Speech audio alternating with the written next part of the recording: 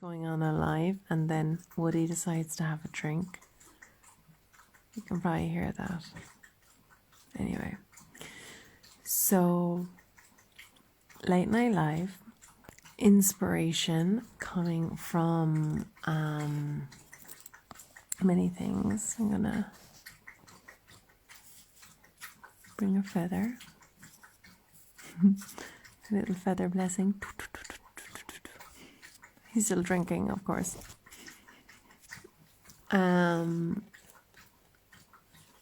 Another one. Just realized I don't normally do lives here, and look at all these magical feathers we have. So that was Woody. He's eventually finished. Hello, Brian. And now he's making lots of noise in the background. Anyway, so he actually now wants to come and sit with me, so I'm hopefully going to just ignore him because he can't come over and sit with me. I just have to get off this live because he's actually going to demand now to be lifted over here. So I might just do a quick one, then save it, and then come back, or just not and go to sleep. As I was trying to go to sleep, he's very distracting with his noise. So I actually, this one wanted to be about witchy stuff, and give me a second now. I put a spell on you. He's like, you're not going to put a spell on me because I have a spell on you, girl. That's the reality here. Stop it now. No, wait. Give me a minute. He's like, every minute I want to spend with you. So, I'm just going to try and ignore him. Very difficult. But this is kind of funny because this is the whole point I was coming on, is to talk about spells and the witchy energy, and to talk about actually the energy of intention and magic and the power of true magic. And I mean true magic is in the white magic, the intentional, beautiful, harmonic magic. And it's a very important piece to, when you connect in with this, that you really hold your words to be in the right order of what you're doing with them. And he's still there. Okay, I'm just gonna have to get off this now because I'm not sure how. Let's see, because it's gonna take me ages. He's not a case I can just, he doesn't walk. I'm gonna have to pull him up here. Okay. Oh, wait. I have an idea. Okay. Let's see. This might be very destructive. But wait a minute now. This is me looking after the dog. Now, Lucas actually is not really allowed to know these things, you see. That's the problem, because he's getting so excited about going over. He's hilarious. Come on, you Tinkerbell. Come on, you're so cute. Because he's actually not allowed on the couch, you see. And so what happens is, when I'm on the couch, he wants to get on the couch. When I'm on the couch at this hour of the night. So often when I can't sleep, it's because Woody wants me to come downstairs. Oh my God, he's so adorable. Now he's totally wrecking the blanket situation here. Oh my God, he's so cute. Okay, so normally when he gets on the couch, then we hang out and we cuddle for ages, and now I can't do that because I am on here live. I'm trying to get my blanket in a position where I can be warm. They're not becoming Woody blankets. Woody blankets mean that they get covered in hair and dog snots, because as you can hear, he's having a little dog sneeze. He's so cute. Okay. Yes, hopefully he'll half settle there now. God, he's adorable. Anyway, so this is what happens when we get distracted with Woody. I'm coming back here. Coming back, let me see. Let me see now. Let me see where we're at. Oh, made it back. I made it back in the cocoon. He's at my feet. Thank you for those who went through that process with me. He's very happy. Now you can't hear him. So witches' spells. So like, I'm just looking around my little house here and there's like a million witchy things. And like, so I really live and breathe the witchy life. So it's not like, it's like just, I don't really think about it. It just is. So the thing is that, I actually, when I was younger, I remembered the White Witch of Cork. And I don't know any of you that might know the White Witch of Cork. But she's hardly still alive, actually. I don't even know who she is. I don't think I ever saw a picture of her. I have to research that, actually. But basically, I remember being so interested. Like, wow, like, what's this?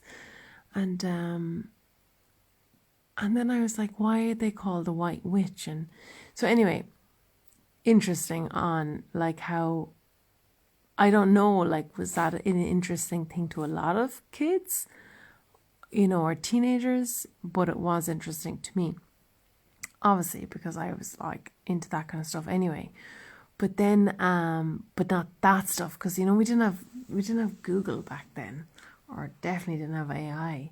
So what happened was, well, we did have Google, but you didn't use it. Or we had Yahoo. Didn't I? Yahoo. So who was in the time that we all used Yahoo? God, that's funny. It's kind of a bit weird now thinking about it. Poor Yahoo. Some people still use it. So, anyway, this is what happens at nighttime, very late. I actually have to go to sleep. I'm actually really tired, per usual. That's why it happens. But I was like going to share my witchy incantations, which I don't really think as witchy incantations, but they are witchy incantations. And for me, spell work isn't really spell work. It's just the work of my words. And that's why we call it spelling. And, I'm not perfect with my words. I am not at all perfect. I'm not perfect.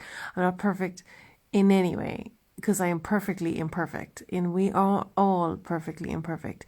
And the best part of our perfectly imperfect is, look at this little hair growing out of my head. Look at that. That's cute. Our perfectly imperfects are,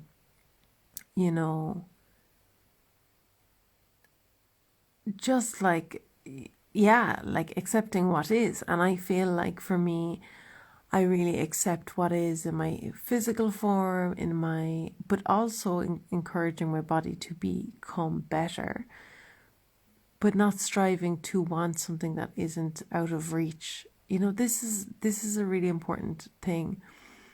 And then the other things is believing in the magic of what we conjure up. So, with deep awareness and looking at what we say and do on a regular basis is really important.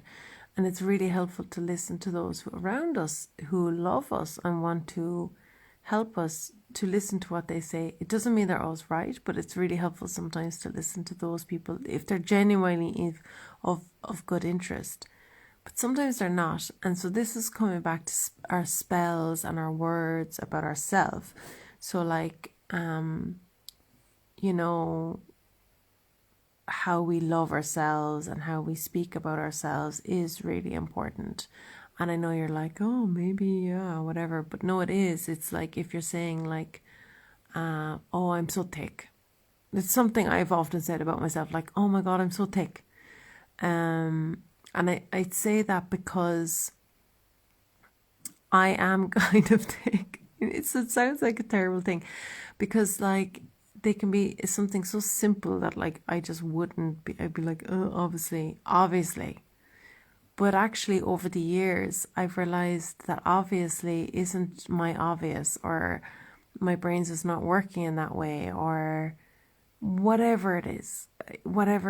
And so like I always wind Lucas up like we have totally different brains. Like our brains are very different. Very different kind of how we think or act or do. Like, and it's very interesting when we're doing mathematics. Like he's like, how did you get that answer? It makes no sense. And I'd be like, well, how did you get your answer? It makes no sense. So we come to the same answer, but in totally different mathematical equations. And that's how we think as well. We may have the same beliefs, but our brains are just wired differently. Same as we're artists, but we are wired differently. Same how we are sexual beings, but we're wired differently. So like, it just makes sense that we're allowed to be wired differently. And it's same with like our intelligence of life, you know, and I'm not like talking just IQ. It's like, because we have emotional intelligence, we have sense, we have, you know, it's not academic IQ. It's like all the stuff out there. And so coming back to spelling, to how we take care of ourselves, you know, how do we love ourselves. And like it can be really tough when we're really heavy on ourselves, like when we're really like, you know, if you have illness. Like I've definitely found, you know, when you have illness, and from working, like all my experiences, obviously I'm speaking from a place of working with people, but I don't like talking about their thing unless they've like given me the gift of offering that story, I suppose, in most ways. But like illness, when we talk about how we're sick and how we're unwell, it can feed the unwellness. And it's the same, it's like our patterning,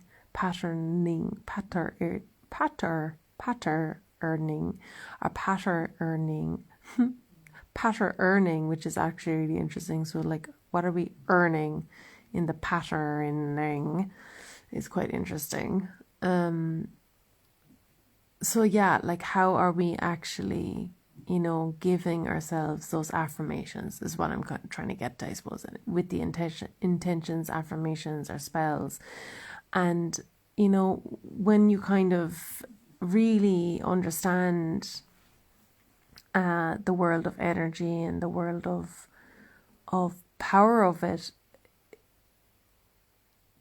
it's like when you've studied food and you're really aware of what's good for you and what's not good for you. And not that it's not all not good for you or good for you, but like, you know, the living life of food, you can't not see it, so you know what you're doing. And it's the same with energy. So when we get the awareness of like what we're doing with our energy, we can start to see, oh, okay, that's bad. And then it's the same with our words. And I definitely fall into the trap of words because I use words a lot. So it's very easy for me to notice how, like, inverted commas, bad my words would be, or like how unhelpful they are, or how nasty they could be,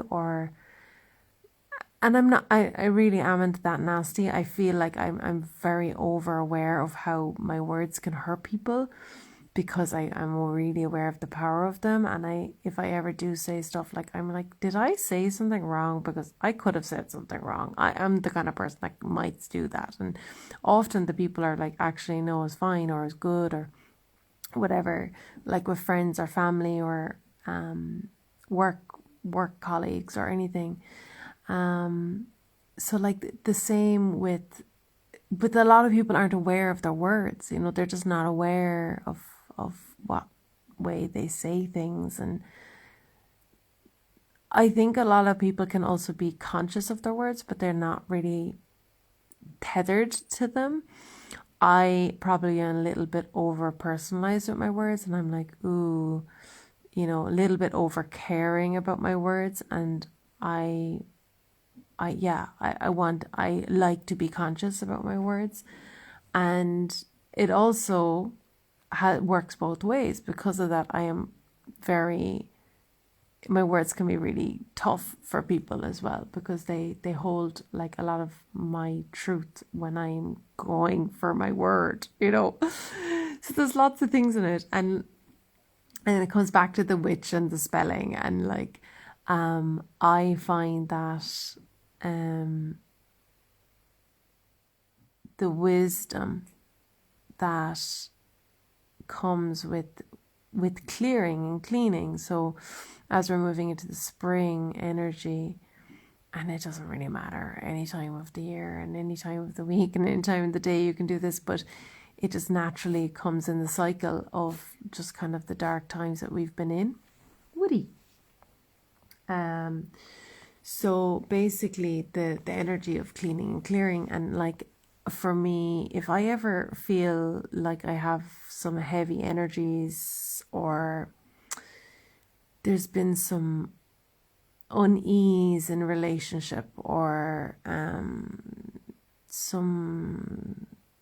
there's this unease energy, maybe like it's not even mine, it's always mine, but like it's a collective movement of energy, and or there's surging energy happening in the body, or there's more of a coming alive, there's a cleansing energy, there's loads of different type of movement of energy that can happen. Sad energy, happy energy, whatever it is. But in those energies, I'm listening to them, and I'm listening like, what do they want? Like, what do they want to do? What do they need? And in those energies, I am responding to them. Like, I respond in the sense that I say, oh, like, am I meant to do something with this? Am I ignoring this? Like, that's my mission in my journey. And so when we deny ourselves of what's currently happening, being in the present now, happy now,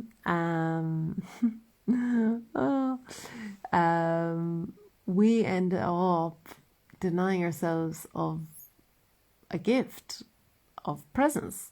Like, it's actually really simple and really, really entertaining. So I love gifting myself with that awareness, which can bring a tough gift. And those presence of noticing the energy that might be harboring or needing to be cleared. If I am in a place where, you know, I don't have like sage or tobacco or a crystal or whatever, can't connect with nature, whatever it is, I have loads of other tools, and one of those tools is my mind. Everyone has a mind. I actually don't know if everyone in the world has an actual mind. Maybe people are born without minds. Maybe. Probably. I don't know how that works. Do they stay alive if they don't have a mind? I'm not sure. You can't say everyone these days, because realistically there's everything out there. So we're born with a mind, and then we are born with the word. Not everyone has words, but a lot of people have words. A lot of us have words. And even if we are, you know, I think, if we're deaf, we still have words. So you know, the mind can think of words. So it can be silent word, So if you can't speak, you still have words. Of course you do, because it's a language without words, you know, in the inner terminal, but you might not be able to understand my words. But anyway, the point of what I'm trying to say is that it is whatever words you use. So this can be like, you know, when you kind of say, oh, talking in gibberish or light language or any of those things, you can actually say, you can actually say what you need to clear or what you need to protect yourself in. And for me, those moments just occur. They just happen. I don't go, right, I'm gonna make a big ritual and I'm gonna do this and I'm gonna sit down, I'm gonna meditate and I'm gonna do the incense burning and I'm gonna do this. No, they just happen. So my work happens all day, every day, during my sleep, when I wake up. And even if I'm looking into my phone at feckin' bullshit on social media, I'm still being like, why am I looking at this bullshit on social media?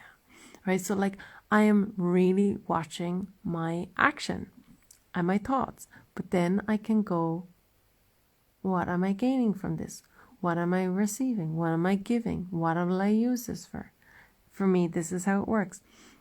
And in this moment, when I feel like I'm doing a cleaning and clearing, it's also like, what do I need to clean and clear? Why am I removing this? I need to be really careful with the intention of what I'm doing. And you need to speak it out. And for example, if you had a bad partner in the past, and it's an old partnership of a relationship, and it can also be a friendship. It can be any kind of partnership. You can speak out. It's not like, I would say go and do a rage ritual. If you have a lot of rage and anger with these people, you just have to do a rage workshop. You know, come to one of my things or do one-to-one with me or someone else, get up some rage stuff out or do your own thing.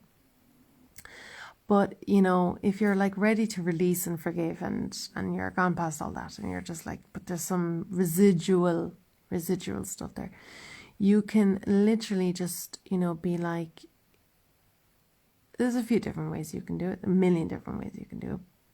Best find your own way. But, and this is what we teach in a new mystery school. It's called a mystery school for a reason, because it's mystic medicines and it's mystery. Like, it's an art form. So, and there's many people that have these already, but actually they're kind of a learned practice of a practice of a practice. It's something we need to get good at, because it needs to actually be a practice, just like anything, like your yoga practice. You can do yoga once, but it may not really affect you for the rest of your life, that one time. The whole point is a practice. So, and same with meditation or anything you do. So, yeah, so like thinking or like going, okay, you know, like sitting with it first of all and noticing, is there anything there? Is there anything present? Like, is there anything that you need to listen to? And if it's like, no, I just actually really feel genuinely, authentically neutral around this, but this somehow feels present, you need to just clean that off. And you need to clean that off by having many different forms of rituals. But one way you can do it is just by saying something simple like, you know, I have a protective bubble around me. Only positive energy is going to affect me. Yeah? Anyone that has anything negative towards me will not affect me. I will not affect people in a negative way. This is obviously can be adapted to your own versions. And I am going to emanate positivity so I can live in a more harmonious way. Now, I didn't make that very personalized to a relationship because it's going to be very wide. But, you know, and I can't really do that here, because what happens is someone latches onto something and then it's like, that's not how it works. This is not how it works. This is why I actually don't really like teaching here. And that's why I like teaching in a classroom effect or in my workshops. It's a very different work for me. Online or in person, doesn't matter. But I've always said that here on Instagram, it's not a place for me to, because I really had this podcast that'll come out in a few weeks. And on the podcast, I was asked to do this teaching of this stuff around animals. And I realized before and after and during that this is not my work, because each individual person I work with is completely unique. So each work is completely unique. So this is why I do programs with human beings, because it's so unique to the room. It's so unique to the room. And it's so unique to the person. And I understand not everyone can do that. This is my gift. I am really adaptable. I'm adaptable. And it comes to experience. I know that to be true. You know, you just can't learn that. That's something you've experienced through life. I don't know. Through my experience anyway. My experience has led me to be able to be adaptable. So yeah, your own crafting spells for yourself is important. So like, you know, if you're driving along the car and you're feeling cranky or whatever, probably say drink some water. First of all, I would say probably say drink some water. And then I would say, what's wrong? Like, what's going on there now for you? Why are you cranky or upset? And then you identify the cause. And then maybe that's not really the cause. So you identify the better cause or the root of the cause. And then you can be like, okay, so I need to clean this off. So you just say, take a deep breath, do some breaths, do some movement. And then you're just like, I release all this negative energy I have stored in my body, and I am breathing in positive white light or high vibes or beautiful something, whatever feels right to you, or what you need. And you notice the difference. And if you don't notice the difference, you notice why you don't notice the difference, and you come back to it. And this is why it's a practice. And if you're like, okay, this is holy pocus, then it's probably not your practice. You need to find the things that work for you. For example, some people are like, oh, I go for my sauna, or I go for my ice dip. I call it ice dip. Just going into Irish water is like an ice dip. Or they do their meditation practice, they yoga practice, they go horse riding, they whatever their practice is. There's a million of them. So like, they spend time with their plants, they spend time with their dogs. They cook. Yeah, so many options. Spend time with their kids. So like, whatever your practice is, you need to be able to do that practice all the time. And if you can't get in the sea today, it ain't gonna help you. So how are you gonna change your existence in the moment? Of course, getting to the sea or any of your practices are really good, but you need to be able to access it. This is why it's called lifestyle. It's an embodied being of remembrance. So it's also really good to remember what a place or feeling has. And that's why, like, if you do have a practice, you go back to the feeling. It's actually that easy. You just go back to the feeling and you get the good feeling and you bring it to the present. That's coming back to the present, coming back to the gift. Okay. So I wanted this to be orientated around witches. It's obviously wizards as well, or generic gender rolling.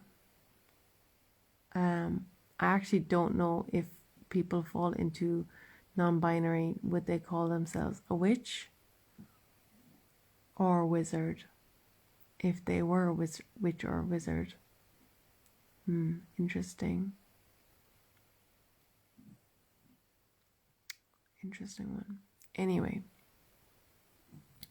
I kind of understand it, because I wouldn't mind being called a wizard, but I do fall way more into a feminine category, and very happy to fall into that category.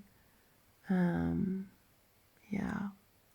So I am feeling the call to finish. I am staring up at my absolutely divine spider plant that just mesmerizes me all the time. that's hanging down, making it look divine. Thank you for listening. If you're not really interested in watching things here on Instagram, I put these videos on YouTube, so you can go and subscribe there and watch them there.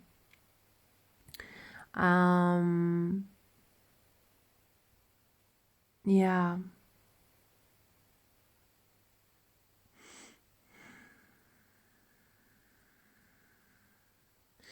So our transmutation of energy is possible, but it comes down to belief, and belief comes down to experience, and this experience comes down to an embodiment, and an embodiment comes down to a lived experience. So find your ways. And coming back to spells, your spells can be thoughts, words, but bring the spells to a positive. You know, if you have spells that are like, I wish a bad thing upon a person, it's really bad. Don't do that. It's not good for you. It's not good for anyone. It's just not good.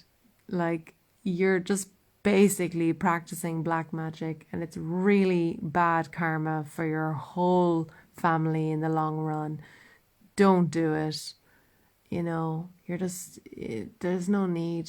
The world is full of bad juju. And it's not to say that if I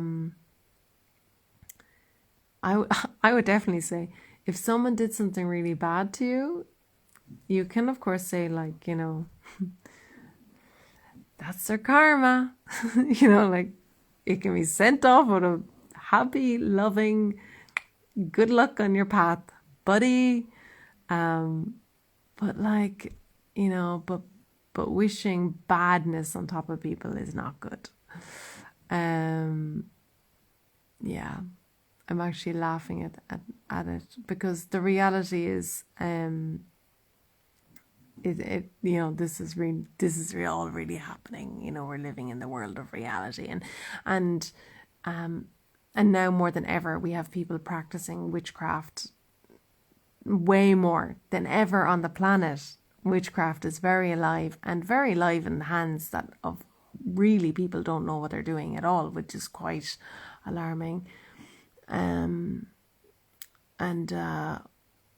It's funny, because I would never really say I practice witchcraft, because I feel like it's not the way in which I would practice, because it's not a craft the way I see it. Yeah, it's interesting. It's a big one, big talk. A lot of things, but it's time to go. I'm gonna go and cuddle Woody.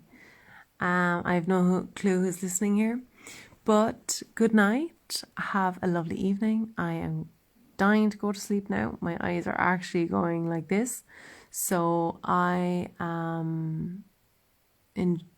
just enjoy whatever I said, and I will talk to you soon, and I'm sure I'll be back for a lively thing for the women. There's 2 events coming up, one on the 19th and one on the 2nd for Imbolg and Bridget, and the equine somatic workshop. I can't even remember the name of it now. But anyway, that is all genders is welcome. All genders are welcome to that one. And an in-person all gender event is coming up in February. It'll be a sound healing, date and time to be confirmed. Just waiting on some practicals. And there's going to be more. Good night, everyone. Have a good. I'm actually roasting, which is lovely. Okay, Slanta. Bye.